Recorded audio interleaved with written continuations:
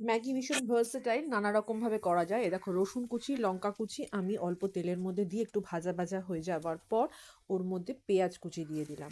পেঁয়াজ কুচিটাও একটু লাল লাল ভাজা হওয়ার পর ম্যাগি মশলাটা দিয়ে দিয়েছি, সেটাও একটু হালকা ভাজবো।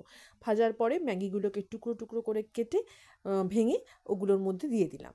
তারপরে সেটাকেও অল্প একটু কিছুক্ষণ নাড়বো। নাড়ার পর আমি এটার মধ্যে জল দিয়ে দেবো। জল কিন্তু খুব অল্প দেবো, কারণ এটা একটু মাখো মাখো হবে। একটু নুন আর একটু গোলমরিচ, ব্যাস আর কিছু লাগে না। এর মধ্যে এরপর এটা একটু নাড়ানোর পর অল্প জল দেবো, যাতে যেটুকুতে এটা সেদ্ধ হবে এবং একটু মাখা মাখা হবে। যেদিনকে আমার ইচ্ছা হয় যে আজকে ডিম খাবো না বা ব্রেড বাটার ওসবও কিছু খাবো না এবং চটজলদি কিছু একটা খেতে ইচ্ছা করছে এবং একটু মুখরোচকও হবে, সেদিন আমি এইভাবে ম্যাগিটা ট্রাই করি। দেখো ম্যাগিটা পুরো হয়ে গেছে, মাখো মাখো হয়েছে।